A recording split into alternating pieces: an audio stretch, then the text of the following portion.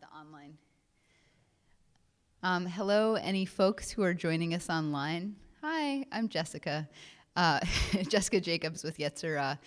We are having a bit of an in-person reception at the moment, getting some snacks after a long day of AWP, but we will be starting shortly, so if you want to get snacks of your own, that would be lovely. Okay, thank you.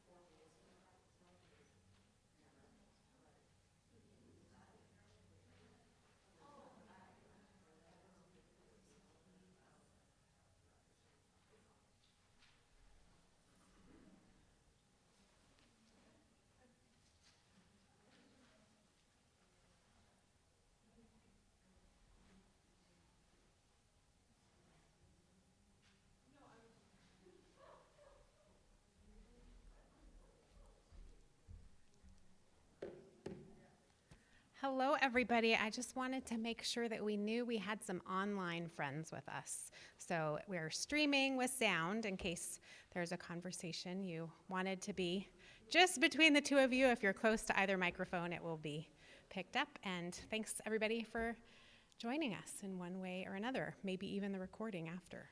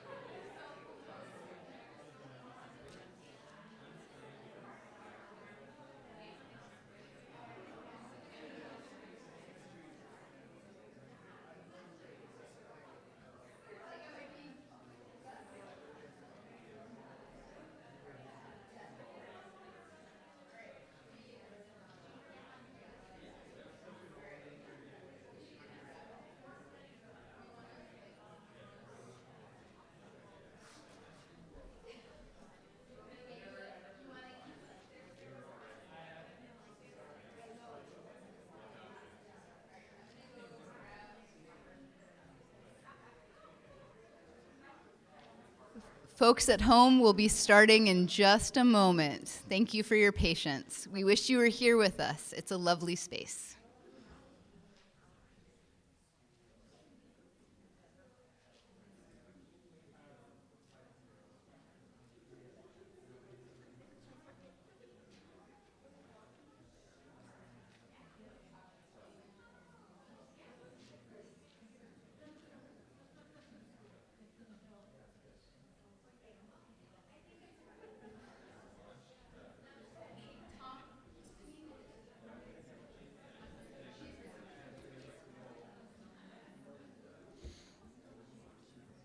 Good evening, everyone. Erev Tov. We're delighted to have this opportunity to hear some Jewish poetry from contemporary artists. Whatever brought you to this moment, virtually or in person, I am welcoming you on behalf of the Temple to Hirsch Sinai community, and you are welcome back anytime.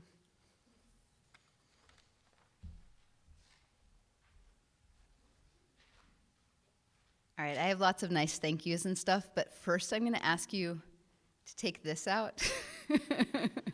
And even if you think it's silent, make sure you see a little red. Yeah. Thank you so much, because these poems are going to be amazing, and we don't want them to be interrupted. And it's nice to just be away from technology for 5 seconds. Sorry, folks at home. We're glad you're here. Technology is our friend. Come up, Tom. Hi, yes, phones are off. Okay, fabulous. I'm Jessica Jacobs. I'm the founder and executive director of Yetzirah, a hearth for Jewish poetry.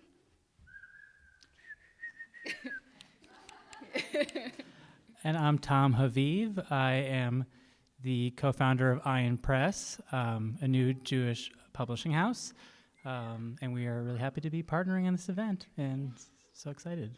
Yeah, and Rabbi Kate, thank you so much for hosting us, and all of the congregants who are here. Thank you for allowing poetry into this space. I think, not to speak for you, Tom, but sorry, just for a sec. I think part of the reason we both felt moved to found these organizations was so we could bring Jewish poetry into spaces like this. And to just share this space together. So it's very moving just to see you all. And can we do a photo from up here? Okay, yeah, great, thank you. Hold on. Okay. All right, let's do, yes, okay, ready, and yay, poetry, woo! Thank you. We are going to go back and forth and introduce our readers as they come up to the mic in rough alphabetical order, but it should be the order that you have on your programs. Do you want to share more about these? Should we share about Ayin and Yetzirah? We can. Yeah, I think we Would you like to hear a little bit about our organization very briefly? Okay, you go first. Oh, you should go. You're at the top of the stage. Oh, okay. I'm really a linear thinker. Oh, yeah, So, very briefly, Yetzirah was founded last September, and it was honestly for very selfish reasons, because poetry brought me back to Judaism as someone who felt outside of Judaism for much of my life, and then Judaism in turn deepened my poetry. And I wanted to talk to other Jewish poets and learn from them and see how we could walk together and inform each other. And this was kind of my dream. So that's exciting. We have an online reading series, so that is open to everybody of all traditions, so please do join us. There's a QR code on there. We also have coming up, if you are a Jewish poet, a summer conference in Asheville, North Carolina, with Roger Kamenetz, who wrote The Jew and the Lotus, and The Missing Jew, and Ilya Kaminsky, you might have heard of Deaf Republic, and Alicia Ostriker, who you will hear from tonight. You do not want to miss studying with these people, so you can apply until March 24th. We have lots of big things happening, so please subscribe to our mailing list. We will not spam you, but you can just kind of keep up with all of the exciting things. So.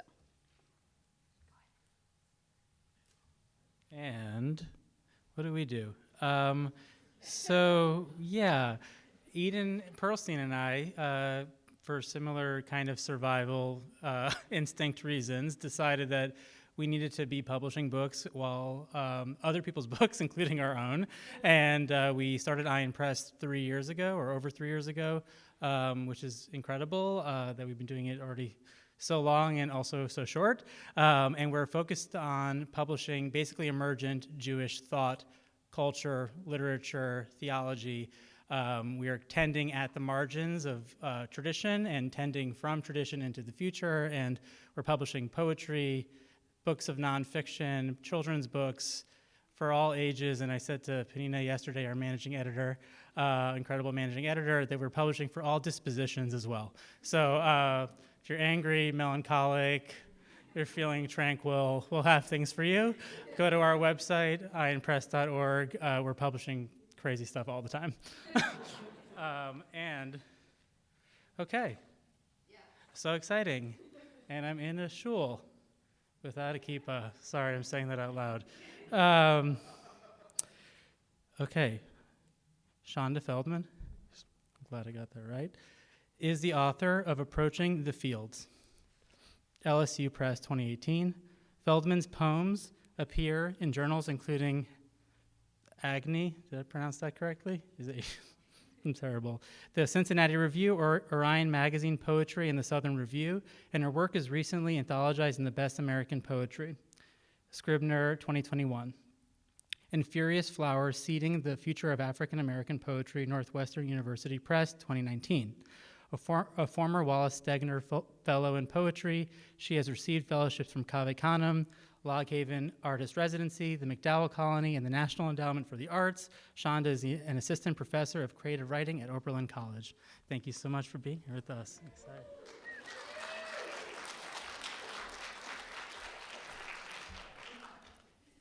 Thank you. It's so good to see you all. Good evening, and thank you for inviting me, Jessica, Dan, Yetzirah, and Ayin Press. And thank you for putting me in such wonderful company with readers tonight that I admire. I'm going to read a couple of poems, 3 poems. And I think perhaps the setup you need to know is that the speaker, who is me, is a Black American mother who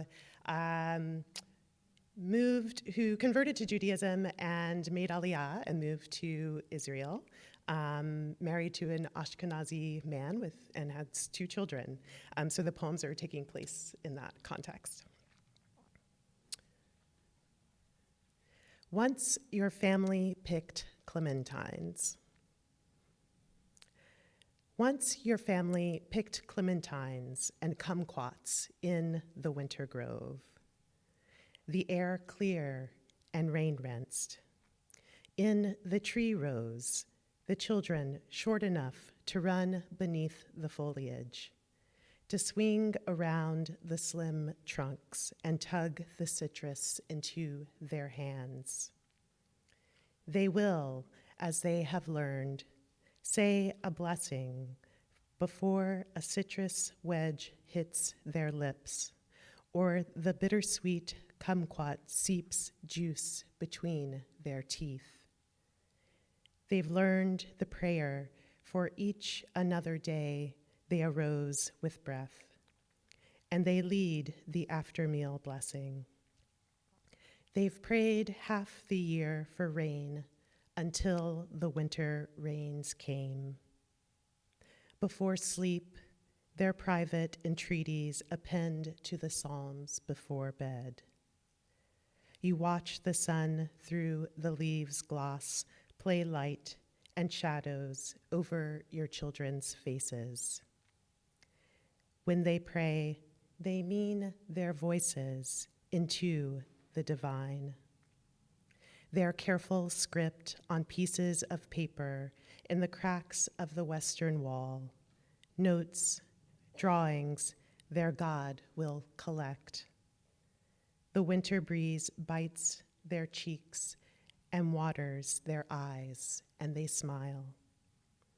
Clementine sweet and chilled in their mouths, which they've sanctified and separated, the time without the taste from the tasting. Which is what you wanted, the response of prayer from the lips. For when one is not in a grove, not in an orchard, not sure if or how any sweetness may come again.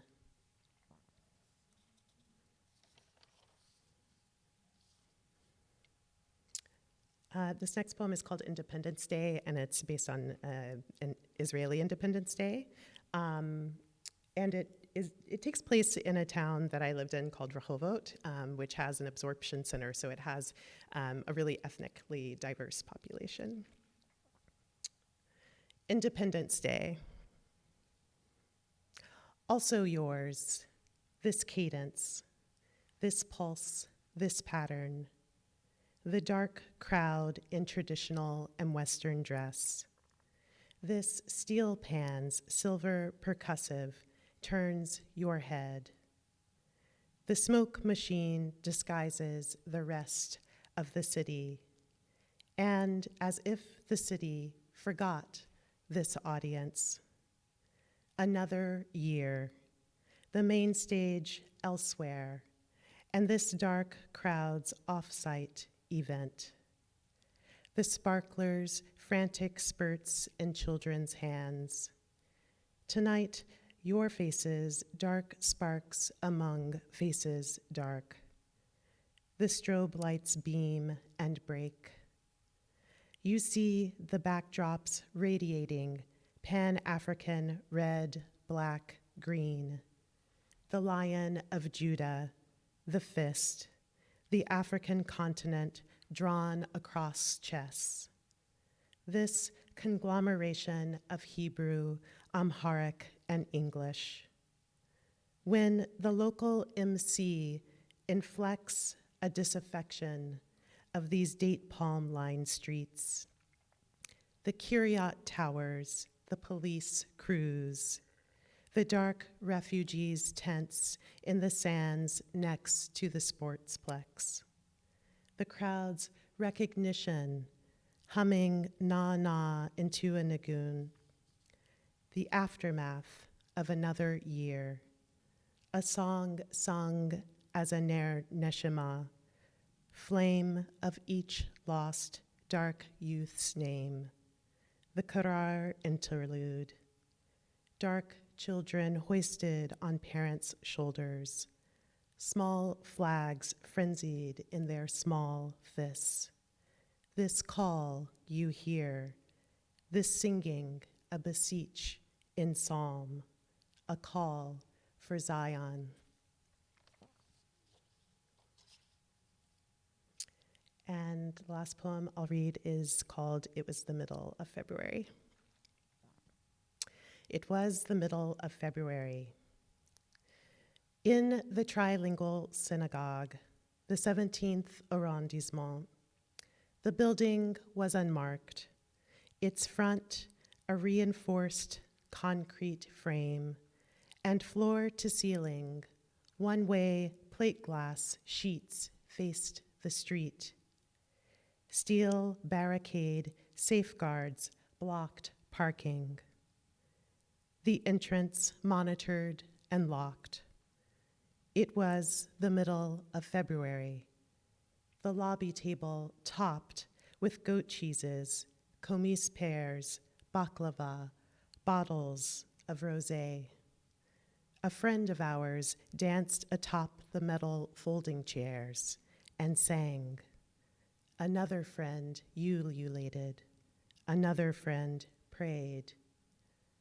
I slipped the wine-soaked gauze between our newborn's lips to drunken him. The double-edged scalpel slash of the bris, the fluttering howl from the butterfly of infant lungs. We clapped to hear an acknowledgement of the pain. Then we turned to everyone to announce a name. Thank you.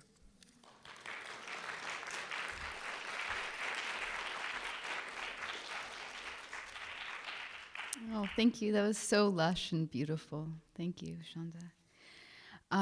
Our next reader is Dan Alter, whose poems and reviews have been published in journals including Field, 14 Hills, Pank, and Zizova. That was a fun one to pronounce. His first collection, My Little Book of Exiles, won the Poetry Prize for the 2022 Anne and Robert Cowan Writers Awards. He is a former fellow of the Arid Arts Project and a member of the community of writers at Olympic Valley. He lives with his wife and daughter in Berkeley and makes his living as an IBEW electrician. And before I welcome Dan up, I also just want to say that Dan has been an invaluable resource in connecting Yetzirah with the larger Jewish community and in doing things like finding the synagogue for us for this reading. So you have just so much gratitude from me, and I hope you will help me welcome Dan Alter.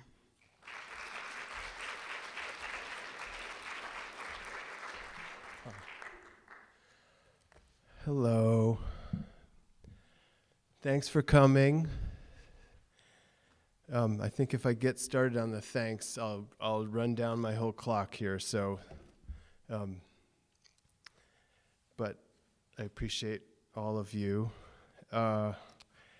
Let's see. So the first poem I'm going to read is called 16 Arlozorov Street.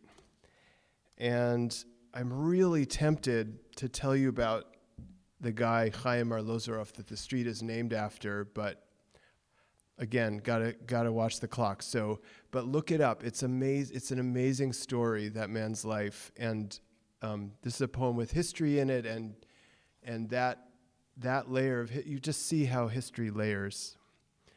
But the other thing to know about the poem is that I lived on this street, which is in a neighborhood in Jerusalem called Rehavia, in West Jerusalem, in the years that the Oslo Accords were signed, and it was a moment. It was a moment in history. And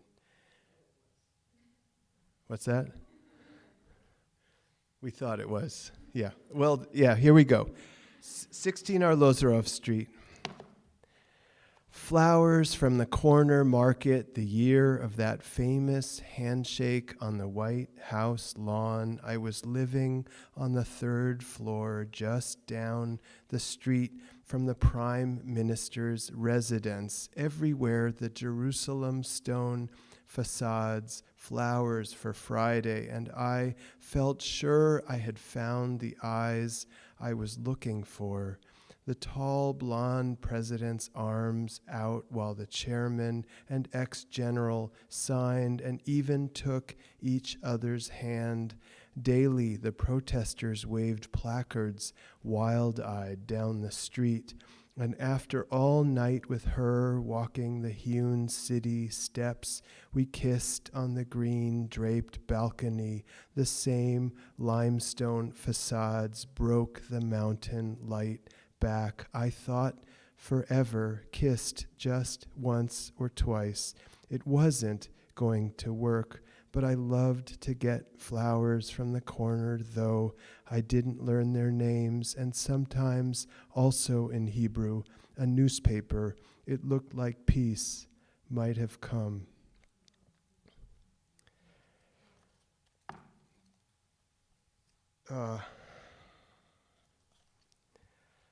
Shifting gears. So there's a series of poems in this book. This is my book, handily called My Little Book of Exiles. There are copies for sale. Support your poets. There's a series of poems in here called Labor Poem Number, and I work for a living with my hands, and at some point I got onto this thing about trying to get these many jobs I had done into poems. So I have a thing I think I have time for that.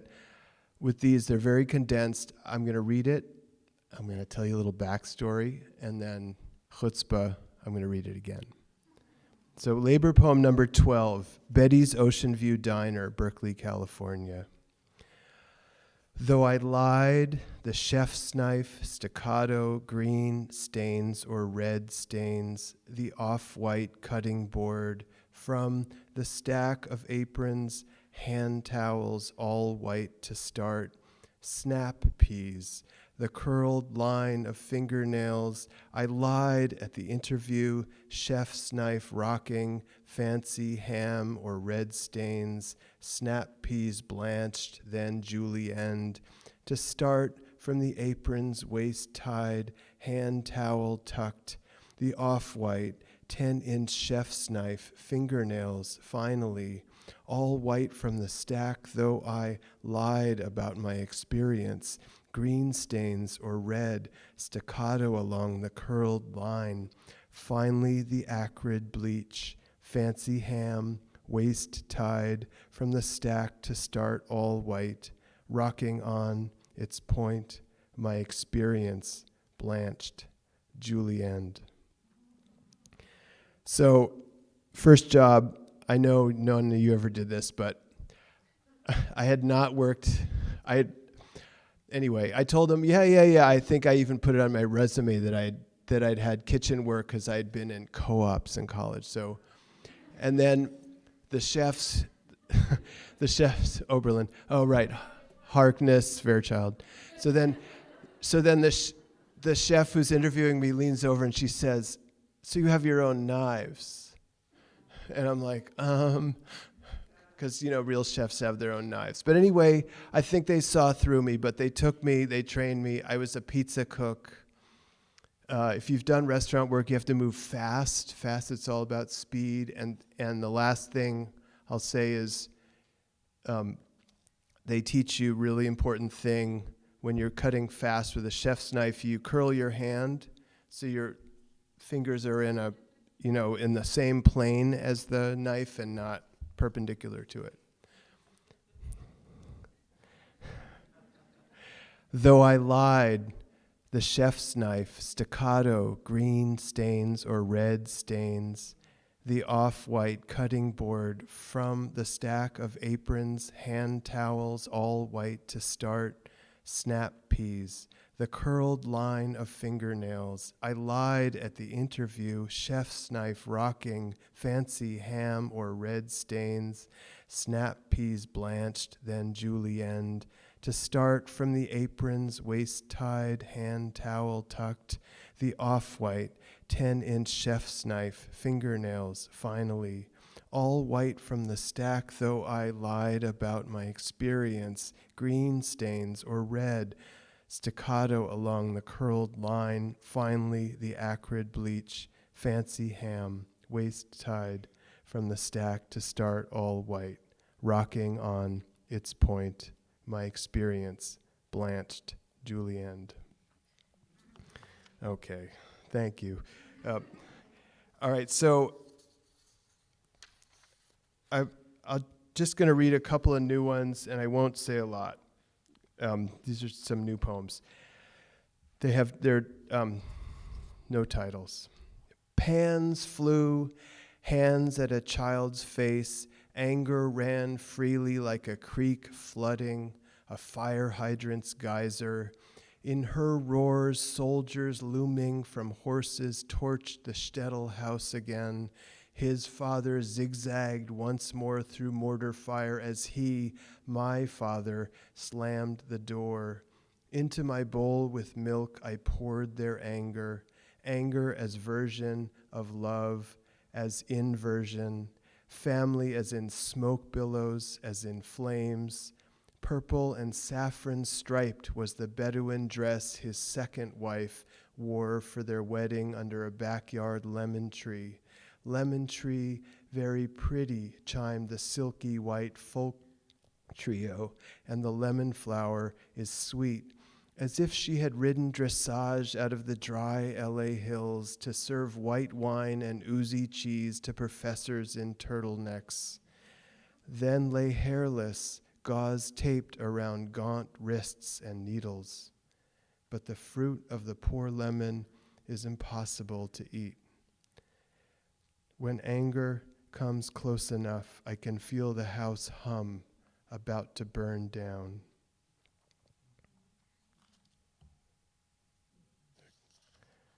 Is anyone watching my time? I thought I was doing the math, but okay, last one. One more of these. Okay, who read The Lion, the Witch, and the Wardrobe when you were a kid? Right? And don't answer, but do you remember when you found out what what's really going on there? Like, aw. Snuck it in there, right? So this is a poem that has that in it. Shadows were climbing my sister's face like ivy. The sun had been fed its steak again, and again my raft shoved into the dark. Jesus gleamed chrome down the street, roared like a jet ski on a reservoir. In our house, Abraham cast the faintest light, bosom cold as wind through barbed wire. Moses was sorry, no one else would get across. So I floated into the dark with the lead-heavy D-cells and a flashlight to follow hypnotic candy into snowdrifts and a lion shining at the horizon. In the forest inside the closet at the back of wartime, the lion was always Jesus, tender and dying to save us from the stone rain. A boy arose from the blacktop and strode toward me, a tool for punching holes in leather pointed at my chest. A boy calling Christ killer at my back steps seemed to want to kill God himself. Who was I going to lie down with but the lion? Thank you.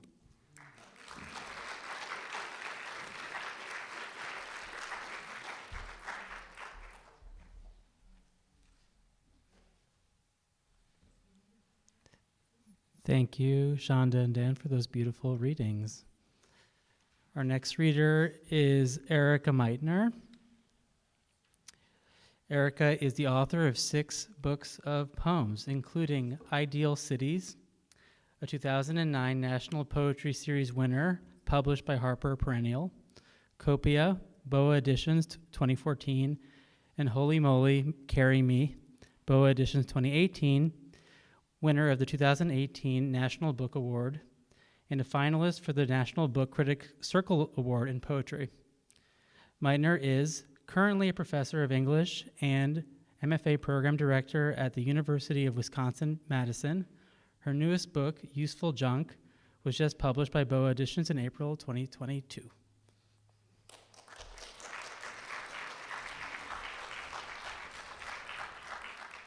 Thank you, Tom and Jessica, and thank you, Temple to Hirsch Sinai, for hosting us. It turns out my cousins are in the audience. They're members here. They were like, we saw you in the bulletin. So I feel like it was Bashert that I came to read here, right? And thank you for coming out for poetry tonight. I'm going to read 3 poems. This one, Diaspora, is from my book, Holy Moly, Carry Me, which didn't win the National Book Award. It won the National Jewish Book Award. I would be delighted if I won the National Book Award, but it was an honor to win the National Jewish Book Award. This is about the sheer horror of being a New Yorker and realizing your child will not be a New Yorker. Diaspora. I am riding the F train to Brooklyn with my son, who is Appalachian as much as anything. I should say we spent 15 years living in rural Southwest Virginia in Appalachia.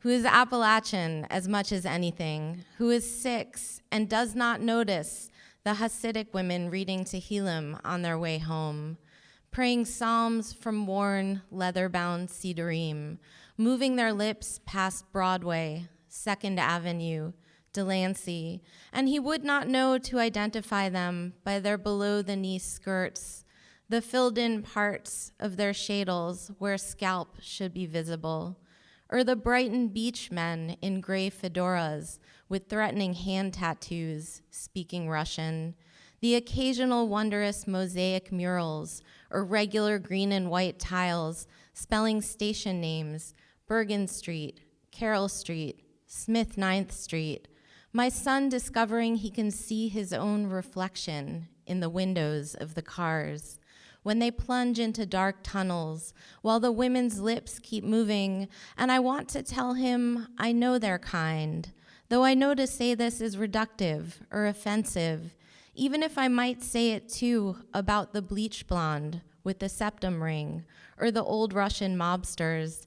So when he says, it's hard to believe that you got off here every day, I agree, and think of all the times I climbed the station stairs, or felt the give of metal turnstiles on my hips, the jangle of apartment keys, or click of my own heels on pavement after a night out too late, the car service guys playing dominoes on overturned crates outside the bodega who didn't look up, and the way the trains still vibrate beneath the surface with exactly the same frequency they always did, blowing hot air through the grates, rattling me to the bone with foreboding joy.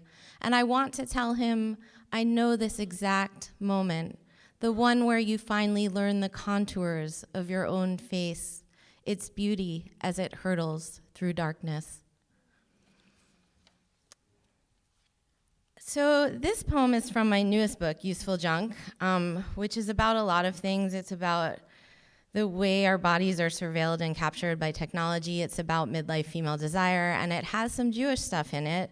My family history is really complicated. My grandparents survived 5 concentration camps between them, including Auschwitz.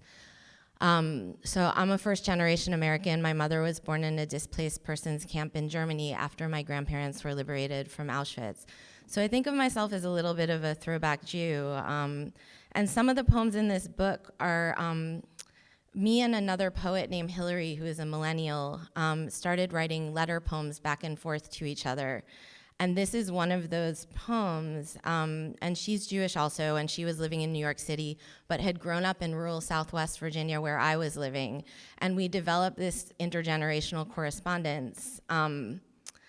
And this is about sort of, I was thinking a lot about gratitude in here and sort of hashtag blessed and what that really means and why I felt so violent about it sometimes. And my cousin Inga makes a cameo in here. She was orphaned during the war, and my grandparents raised her, so that she kind of shows up in here. Hillary, letter on gratitude. Hillary, it's the night after Thanksgiving, and everyone is asleep. I'm in the living room of my childhood home. My father has installed a timer that turns lights on automatically. The timer sounds like the fuse to a homemade bomb. My Chilean aunt made flan and brazo de reina for second Thanksgiving. An ex posts a shirtless photo of himself by a window. I wondered if he had a Thanksgiving at all, the way the sunlight cut across his body. My sons were piled on their cousins watching Teen Titans Go. My uncle is dying slowly. My sister's baby, we passed her around like a potato. When she cried, we bounced from the knees. When she cried, my mother made jokes about putting her up for adoption. Told one cousin to have another child. Told the other about my sister's 23 frozen eggs. Forgot my cousins are infertile. Forgot my son is adopted. I ate fruit and brownie pie and flan and brazo de reina. I helped clear the table. I listened to my mother's cousin talk about the war. She told us about a man with 2 dachshunds on the train with Uncle Jack to the DP camp at Bergen-Belsen. She was an orphan by then. The opera singer that met us at the Port Authority, she said, her nails were manicured, and I was so impressed. The stupid things you remember, she said. My sister made us go around to announce our gratitudes, and I felt impossibly empty. I felt very still. I wanted to say I had dim sum. I saw exhibits. I wandered the strangely deserted streets of Soho at night. I said my family, but what I meant was my desire. When I was younger, I thought I could return indefinitely, turn toward the body of the city, always slightly unchanged somehow, and waiting for me.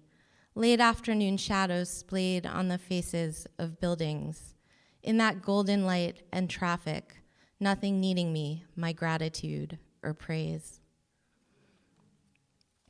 And this is a protest poem. So I just moved to Madison, Wisconsin, but I spent 15 years, like I was saying, living in Southwest Virginia. My congressman was a real terrible person named Morgan Griffith. And I spent a lot of time protesting outside his office. So this is about one of those protests. And I made him cry. That's my district claim to fame. And I lived for many years in Charlottesville, and I actually taught the bar mitzvah class there for a while. It was my second job in grad school. And so that's sort of what happened in Charlottesville is also referenced in here.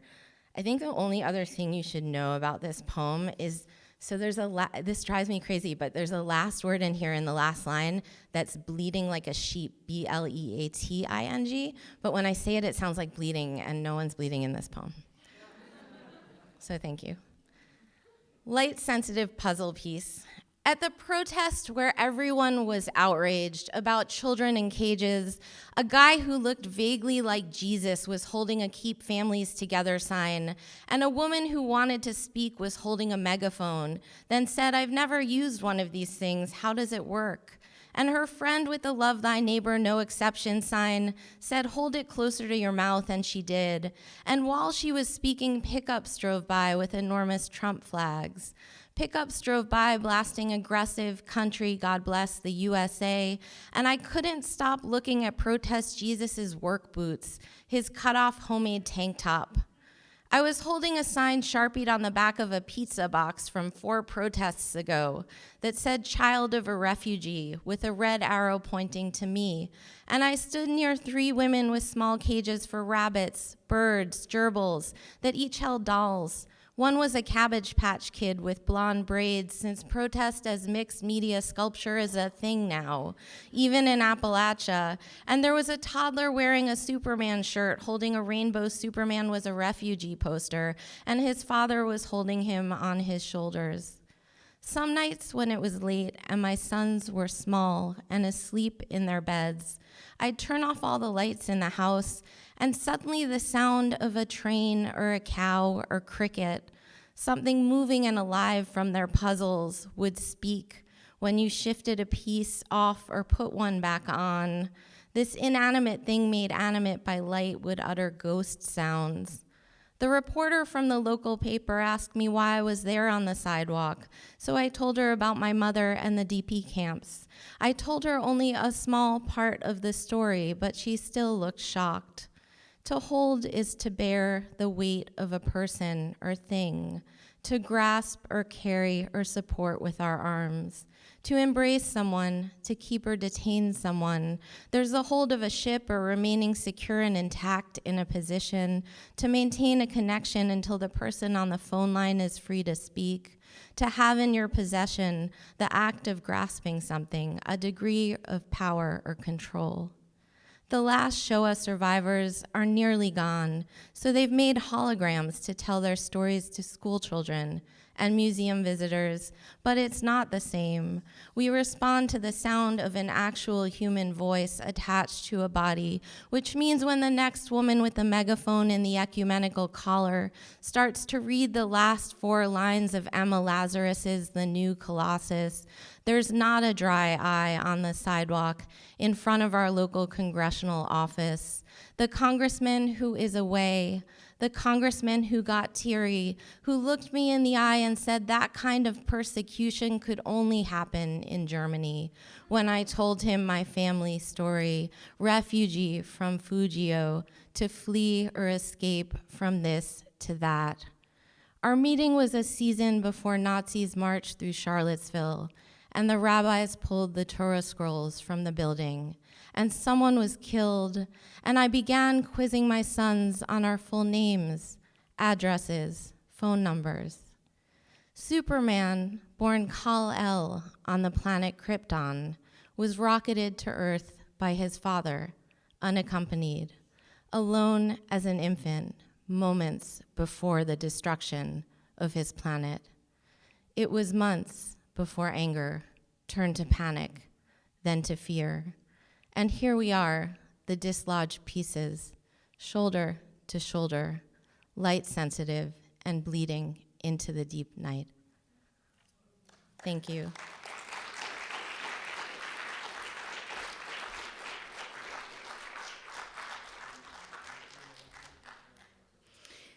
Erika, I feel #blessed to have heard your. No, foreboding joy is amazing. Thank you.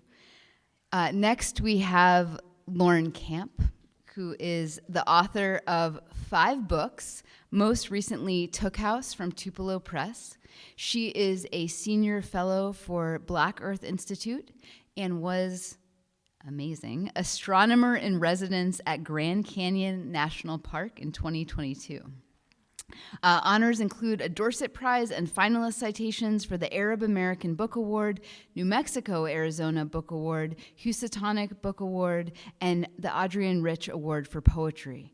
Her work has been translated into Mandarin, Turkish, Spanish, French, and Arabic. She is the Poet Laureate of New Mexico. Please welcome Lauren Camp.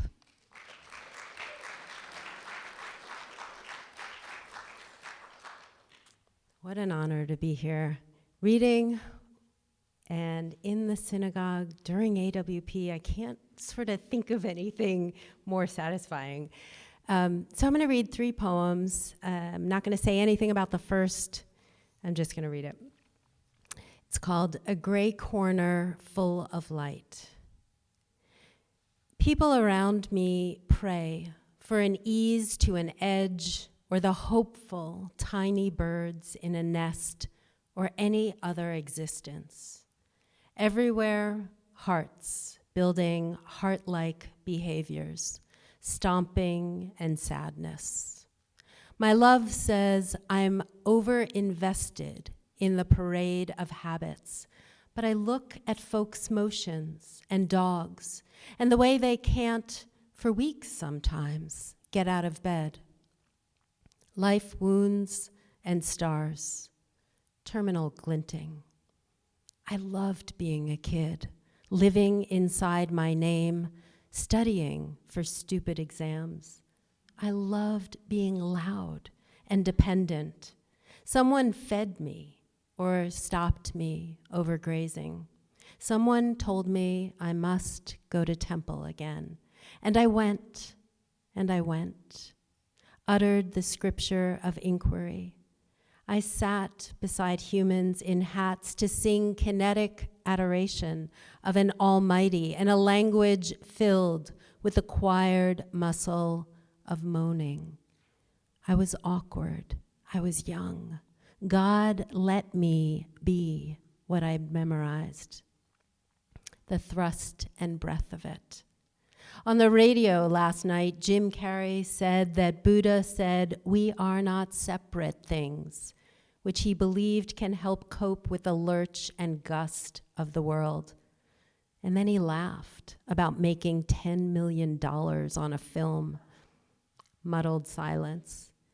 I keep bookmarking pages to read about rabbinical teaching and Gnostics.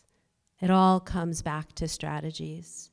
As a girl, I practiced my prayer on Saturdays, Sundays, Tuesday afternoons.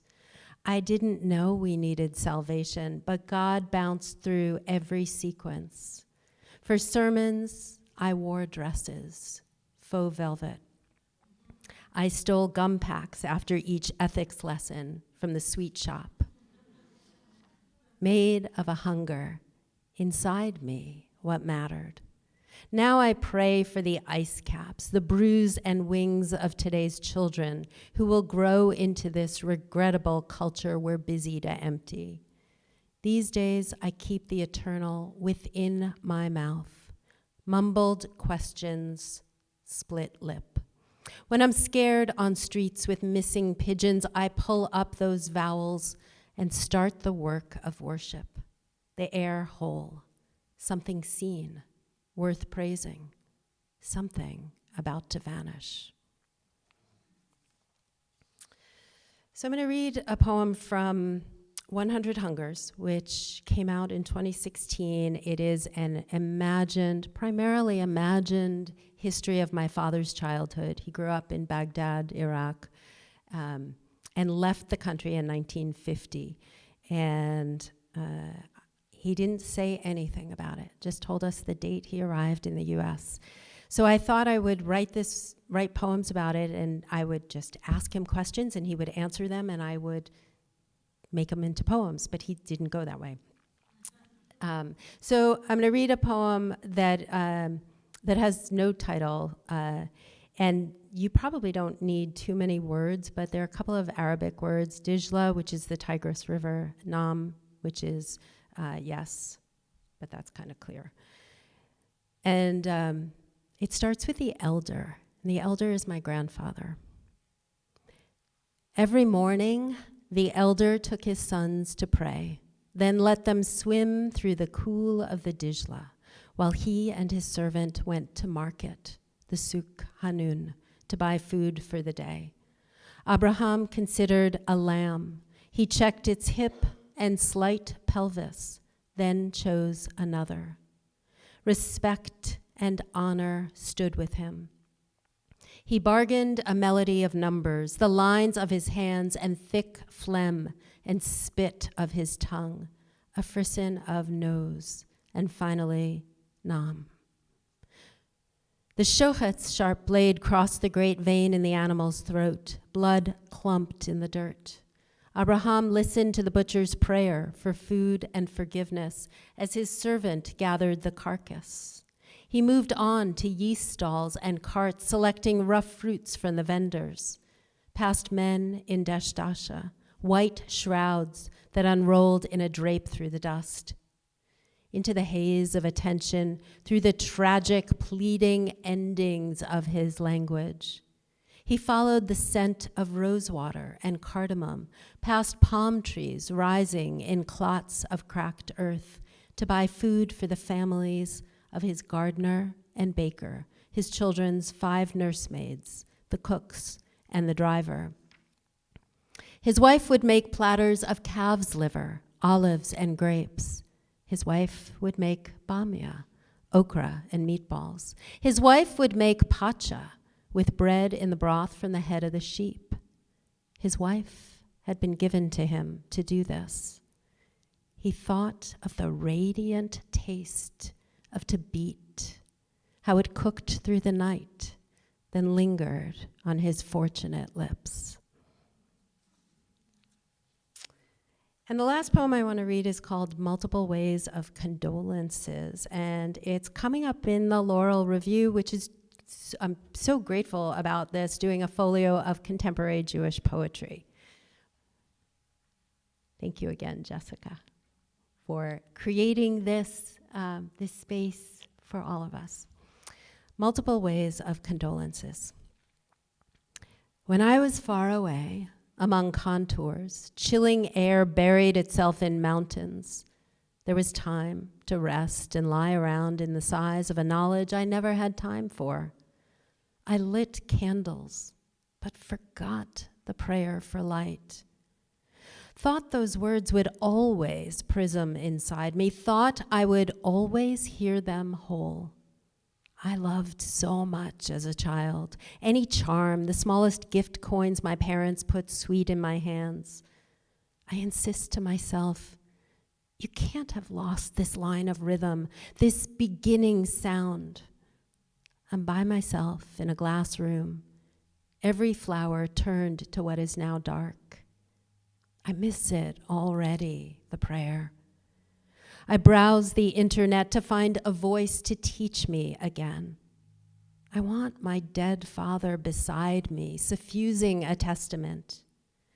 Though I never could sing without rust, without tinges off kilter, now my sound breaks to a nuisance, high-pitched, unprotected. Alone, I'm across from myself. The window reflects me as contour lines. What else am I forgetting? How to clasp hands, how to make fire. I couldn't imagine such declining. Strange to be holding the dark, trying to recite it, grasping for more. Thank you.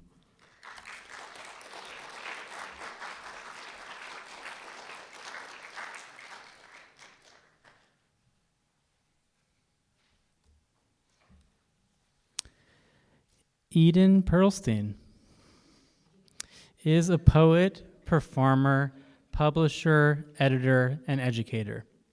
In addition to releasing over a dozen albums of original music, Eden has developed, co-written, and edited upwards of 40 books focused primarily on contemporary Jewish spirituality. He is the author and co-curator of a chapbook and gallery show, Influx, on influence, inspiration, transmission, and transformation. Has 2 master's degrees from JTS, Jewish Theological Seminary, in Jewish philosophy and experiential education. He is the co-founder of Ayin Press, and his debut book of poetry, Nothing is for Everyone, is set to be published in summer 2023 by Deuteronomy Press.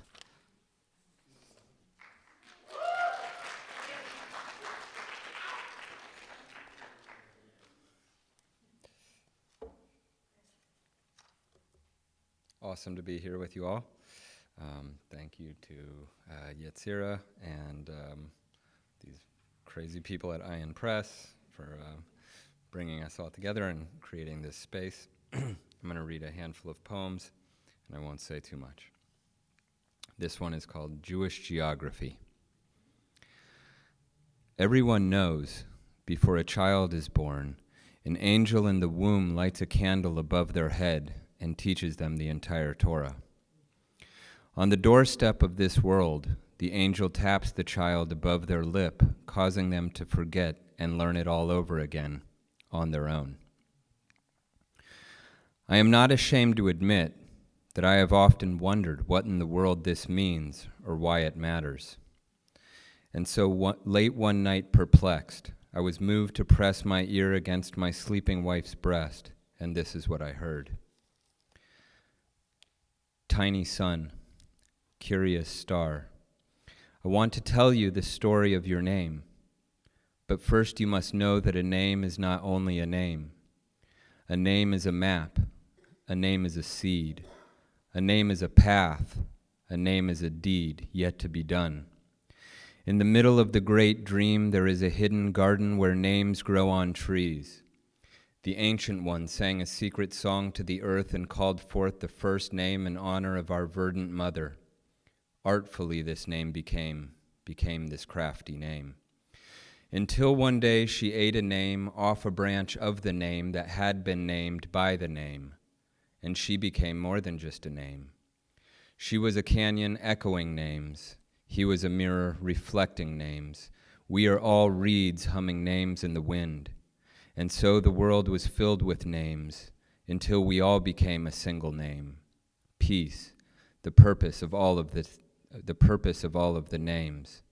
Beyond this life cannot be explained. And then we woke up.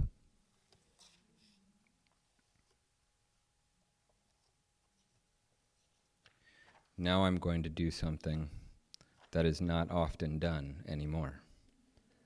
I'm going to recite a poem that rhymes. I like rhymes. Rhymes are fun. Poetry can be fun.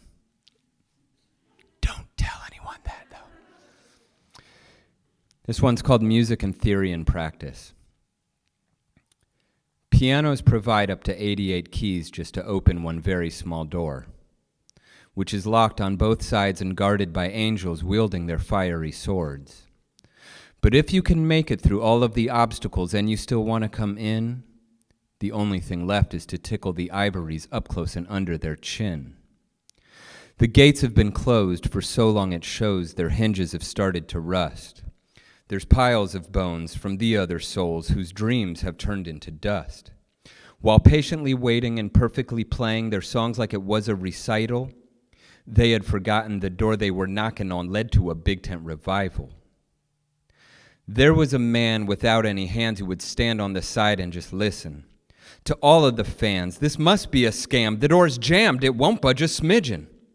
But he had a plan to sit at the grand and pretend that he was a musician. Just for a moment before someone noticed, he stealthily took his position. And that's when it happened, the laughing and clapping and all of the hooting and hollering. The man with no hands at the foot of the grand in a trance as he brought up his offering. He trembled and shivered and stared at the instrument, ignorant but with devotion. He dropped to his knees, banged his head on the keys, and with that, the door finally opened.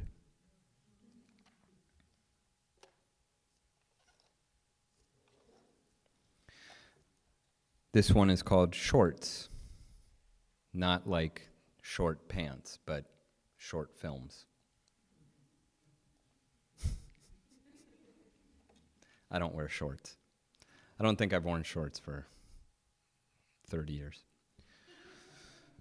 That's all I'll say. The painter sits staring, struck dumb at the empty canvas. Still life with Cézanne, signed Orange 08.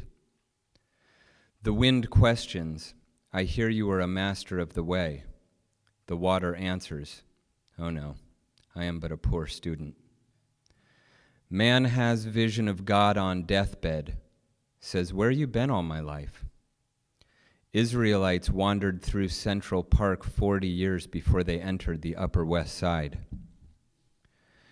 An old blind Jew who had seen a thing or two once said to their grandchild, it's better to be smart than to be happy. The child, surprised, lovingly replied, if you're so smart, then why aren't you happy? Crickets.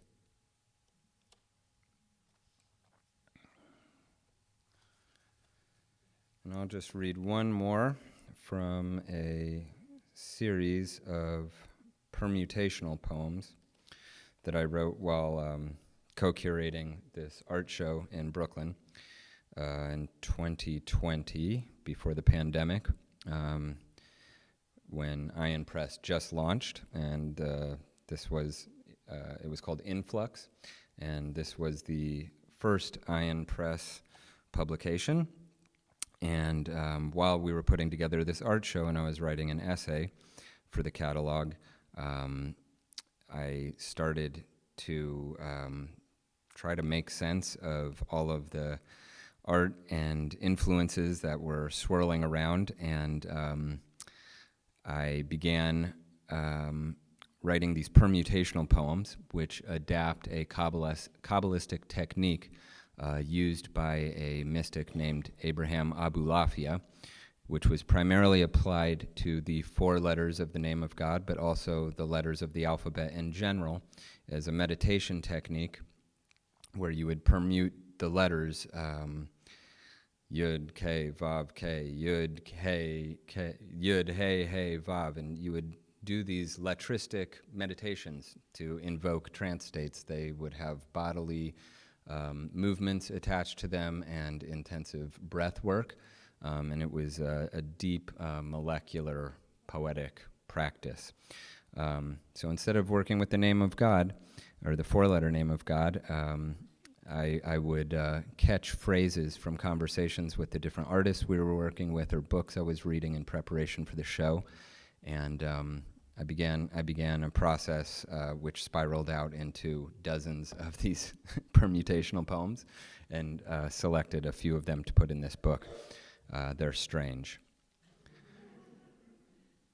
This was a quote from the other curator named Zahar Vax that I worked on with the show.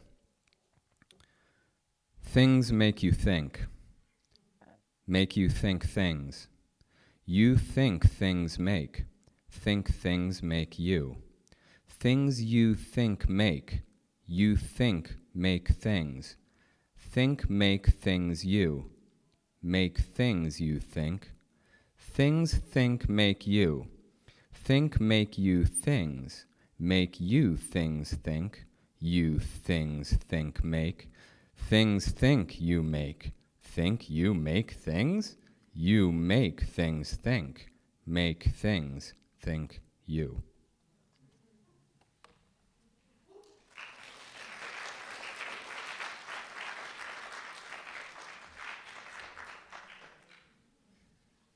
Thank you, Eden. One of the things that we like to say at Yetzirah is that Jewish poets write Jewish poetry, whatever they're writing about, because you're writing through the lens of who you are and your experience.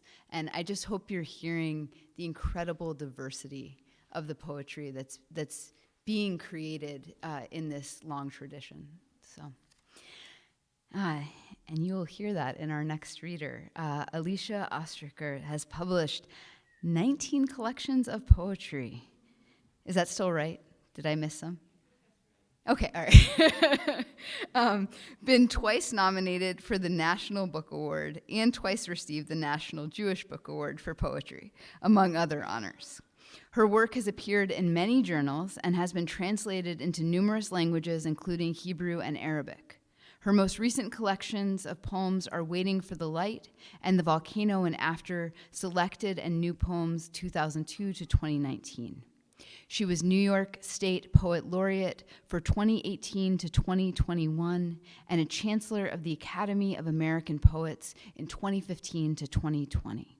She lives with her husband in New York City, and she will be one of the workshop faculty for Yetzirah's inaugural summer conference. So, if you weren't going to apply, now you have to, especially after she reads.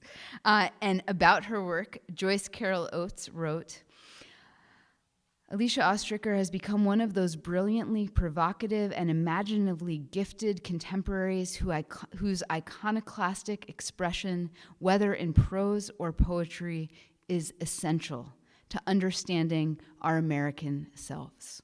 Please help me and welcome her.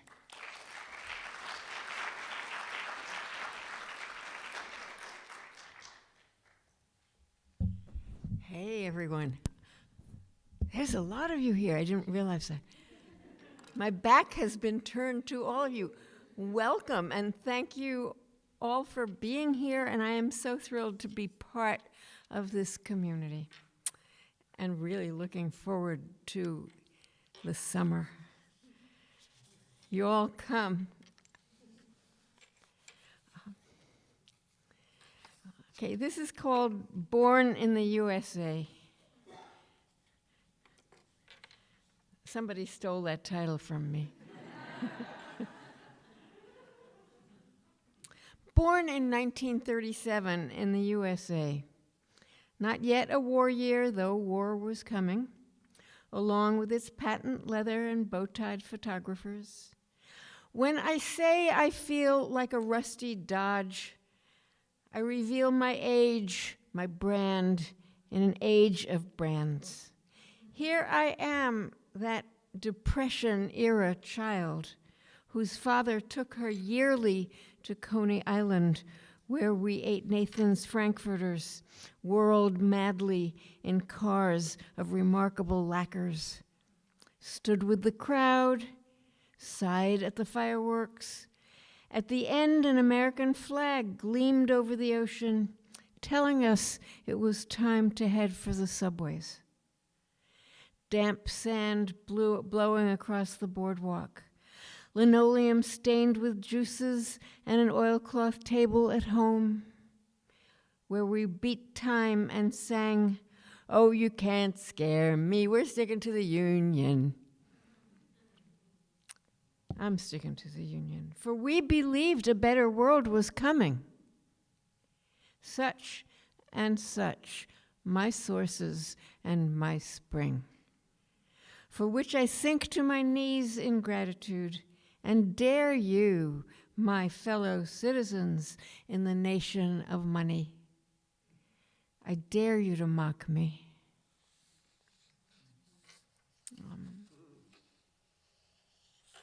So I like to introduce my background by saying I'm third generation Jewish socialist atheist. And when I say that to audiences, it's always fun. Not in this case, but most audiences, it's fun for me to say that I'm third generation, Jewish socialist atheist, and half the people will go, and half the people will go.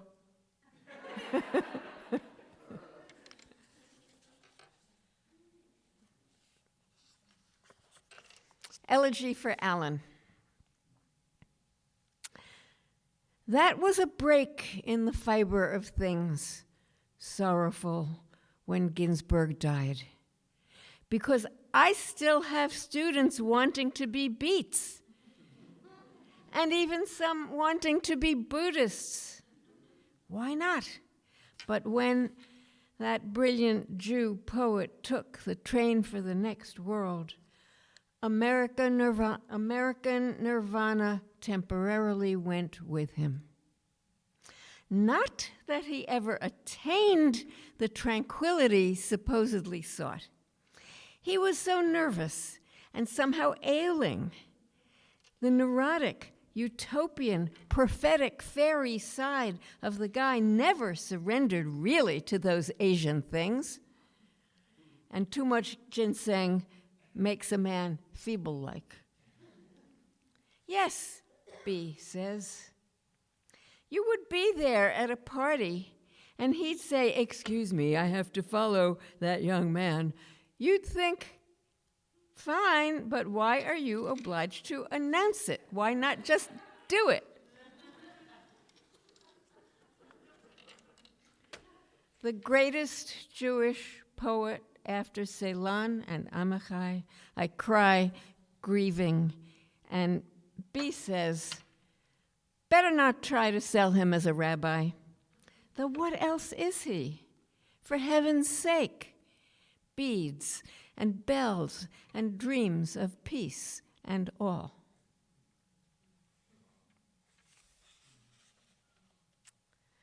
Well, a lot of what I've been doing in the last XDX years is arguing with God. It's, it's the most Jewish thing to do.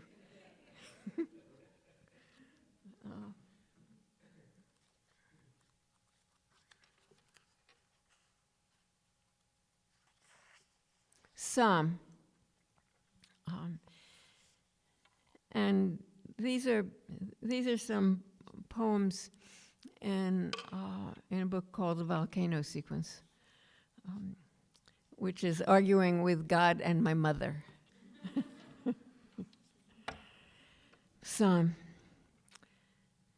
I am not lyric anymore. I will not play the harp for your pleasure.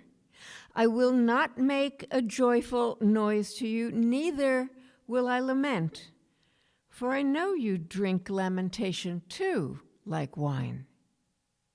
So I dully repeat, you hurt me, I hate you, I pull my eyes away from the hills.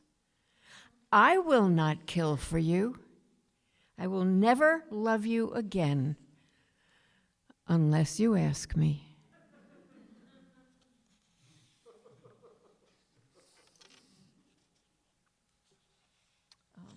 There's a lot more like that, but here's there's a lot of,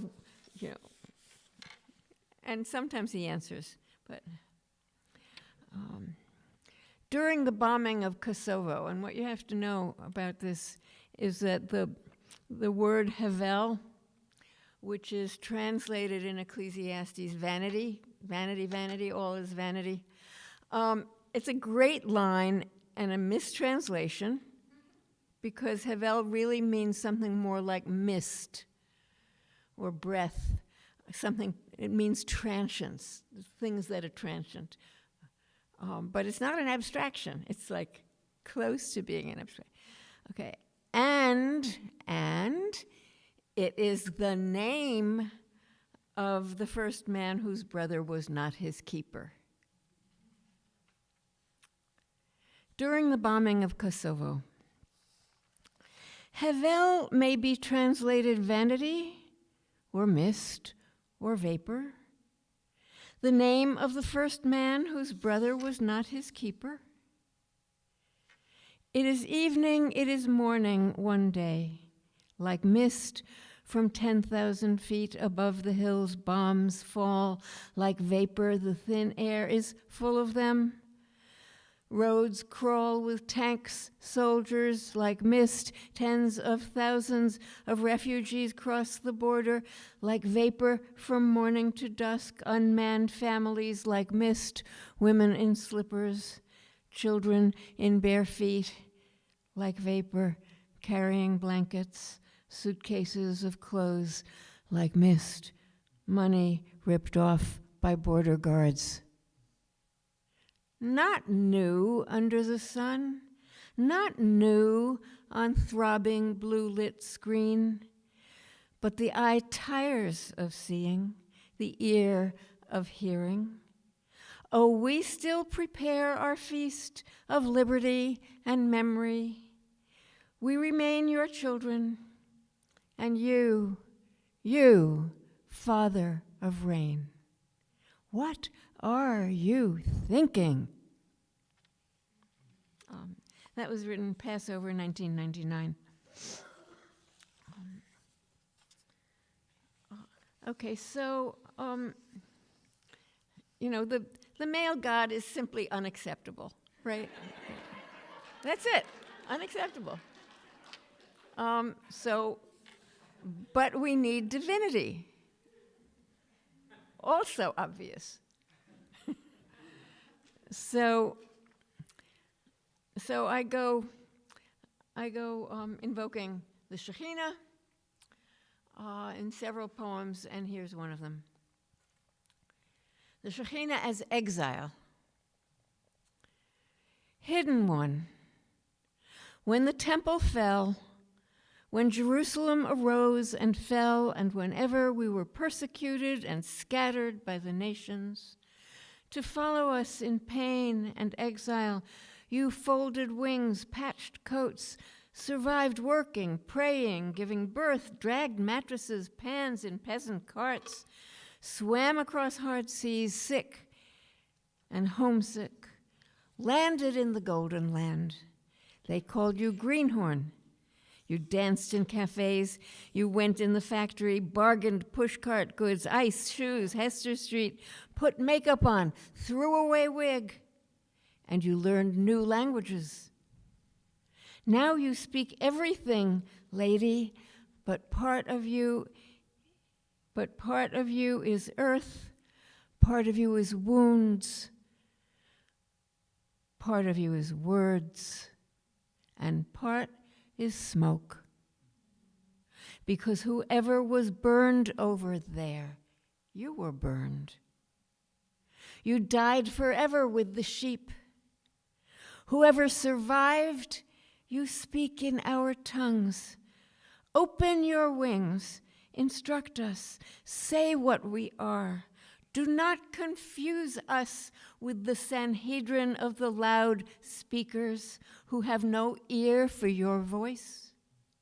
But we who thirst for your new instructions, source of life, come into our thoughts, our mouth.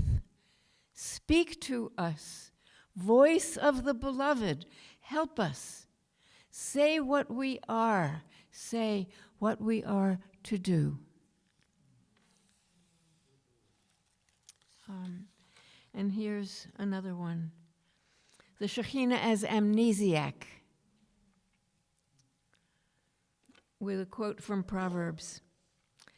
I was set up from everlasting, from the beginning before the earth was. When he prepared the heavens, I was there, rejoicing always before him. Proverbs 8:23 to 30. Then humanity named you wisdom. Monarchs ruled according to your counsel. You prepared a table from which we ate. You were above rubies and exalted like the palm tree or like the rose bushes in Jericho. Come on. Surely by now you remember who you are. You're my mother, my sisters, my daughter. You're me. We will have to struggle so hard to birth you this time. The brain like a cervix. Okay, last poem.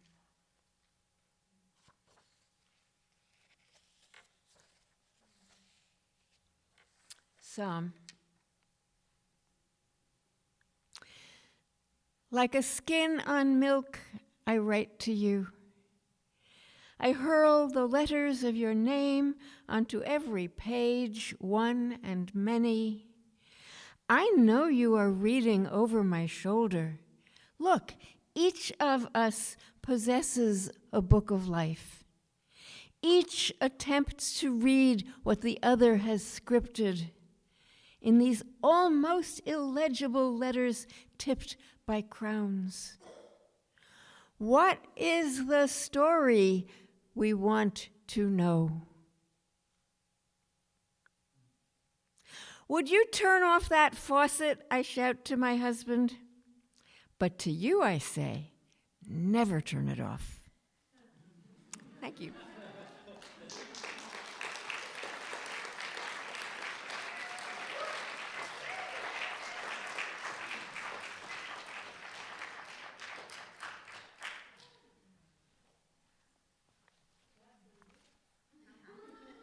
She has some books in the front row. That was so beautiful. Thank you, Alicia. Thank you, Eden. Thank you, Abulafia. And thank you, Jewish Socialist Atheism. And thank you, everybody, for coming to this reading. This is so... I know, I got you. I haven't forgotten. Trust me. Yeah, we have one more reader. Before we get there, because then you're going to take it away, just thank you again for coming, and for hopefully it's the beginning of many collaborations between Ayin and Yetzirah. And Alicia has books in the front row. Alicia, Joe Rabins, is a writer, musician, performer, and Jewish educator. She is the author of 2 books of poetry, Divinity School, winner of the APR Honickman First Book Prize, and Fruit Geode, a finalist for the Jewish Book Award, as well as Even God Had Bad Parenting Days, a collection of short personal essays about Jewish spirituality and parenthood. Rabins is the creator of Girls in Trouble, a 3-album indie folk song cycle about biblical women, as well as a Kaddish for Bernie Madoff, an award-winning feature film about the intersection of finance and mysticism. She lives in Portland, Oregon. Her website is www.aliciajoe.com. Thank you so much.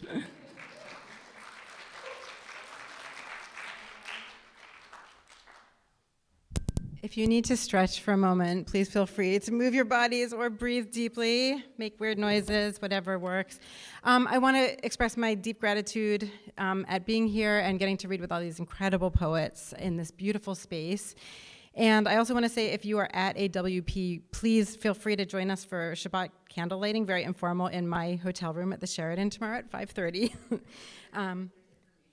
There's information on the table. You might need like a key card to get up, so I'll probably be like waiting down by the elevators for the time before that. So come 5 minutes early if you're not staying at the Sheraton. Okay, I think that's all the intro material. I'm gonna keep this pretty short. I'm gonna read a poem. I've been experimenting with writing poems that are sort of at the intersection of liturgy and poetry. And so this is a Yom Kippur poem. Atonement. When I first learned the confessional prayers, I was relieved.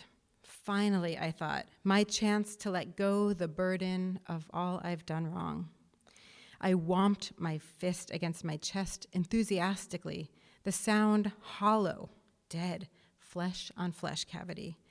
This fallible flesh, I thought, this self caring only for myself, whomp for the sin of deceit, whomp for unkindness, for gossip, whomp impatience and anger. Afterwards, I felt cleansed and slightly proud of my self-hatred. Now that, I thought, is atonement. Then added a few more to atone for my pride and self-satisfaction. One year, a woman approached me after services.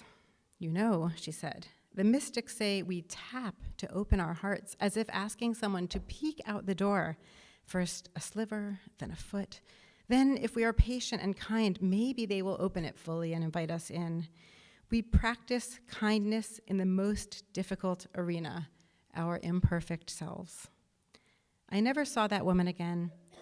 Perhaps I never saw her at all. But I think of her on Yom Kippur when I dress in white and bow my head and knock gently on the gate of my heart, whispering, open the door. I forgive you, self, my sweet, fallible love. Yay, forgiveness, compassion, generosity. and boundaries. Okay, and then I'm just going to close with 4 short poems from my book Divinity School, and you can see they're kind of in rectangular form, and they're all how-to poems, and they're kind of inspired by Mishnah, which is not the sexiest Jewish text form, I would say. It's like generally pretty legalistic, like a beautiful ancient form, but a lot of it is very, very legal, but I really love it. And so I wanted to do some kind of surreal legal text poems. And this first one is based on my experience I've been a B'nai Mitzvah, bar bat B'nai Mitzvah tutor for over 20 years. I've worked with many, many, many, many people. And so maybe 4 or 5 times I found myself teaching the portion that includes the story of the woman accused of adultery, but there are no witnesses. And so it's like, oh, great. Okay, here we go. So this is about this. And if you know Eleanor Wilner, this is actually a little, I tutored her granddaughter. And so I named the student in this after her, although she was not someone that I literally had this conversation with. How to sail. Scrape the curse off the parchment, stir the broken letters into a jar of water, make a woman drink it. Thus said Elohim. But why? Thus said Molly, 12 years old. Now I was the teacher. We sat there, 2 black flames in a room of white fire.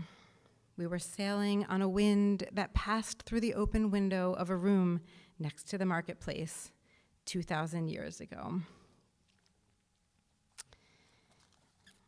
This one's called How to Graduate, and I don't know if anyone else used lemon juice to make invisible ink when you were a kid and then kind of held a candle under it to make the letters turn brown. How to graduate. God wrote me a letter in invisible ink, but I got overwhelmed. The parchment, the lemon juice, the light, and the candle, I accidentally set it on fire. For 40 days and nights, the smell of caramel surrounded me.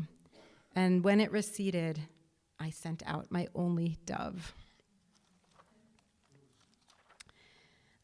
This next to last one is only 11 words long, so you can time your listening meters accordingly. And it's called How to Tell Time. And it's based on the tradition from the book of Exodus that the manna would fall in the desert to feed the Israelites, but if they gathered more than they needed for that day, it would simply rot, unless they were saving for Shabbat on Friday.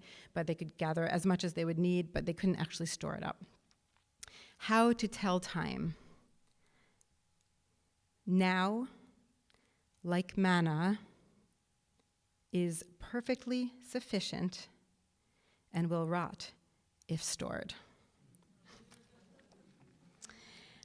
And I'm going to close with a poem that I do give credit in the notes at the back of the book to the great Hasidic teachers from which this principle comes. So my words, my title, their concept. How to assess your net worth.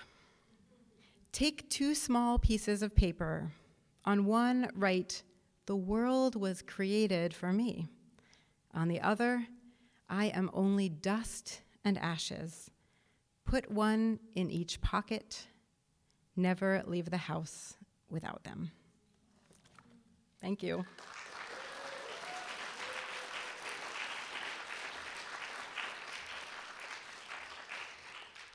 So thank you to Temple, to Hirsch Sinai. Thank you to all the folks who have joined us far and wide from home. There's a camera back there. Y'all can wave. And thank all of you. I know there are a million events happening today, so thank you so much for being here.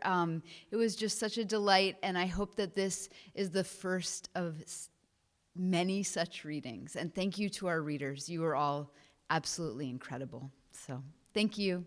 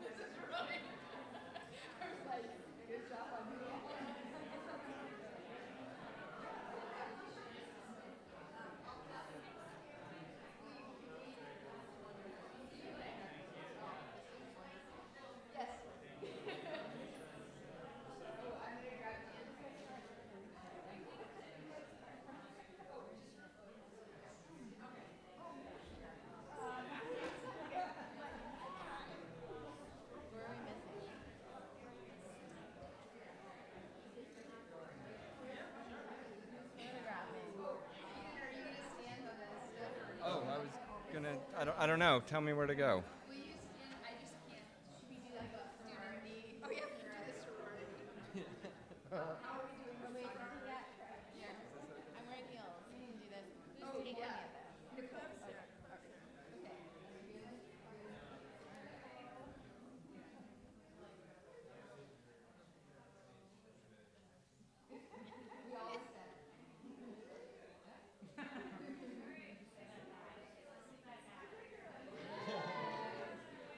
Buy books.